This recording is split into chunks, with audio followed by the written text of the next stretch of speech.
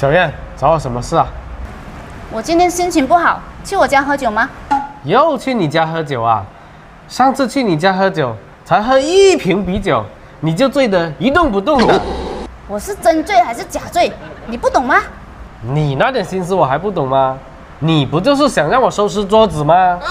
你傻吗？我张醉，难道就想让你帮我收拾桌子吗？我那点心思你还不懂吗？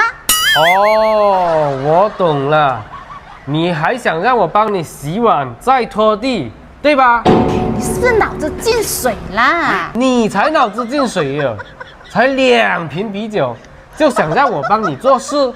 再说了，你上次那菜也不硬啊，连凉瓜都端上来了。你这个猪啊，活该你单身，你就打光棍一辈子吧！哼，我才不上你当哎，真的是。这老六，我真的服了。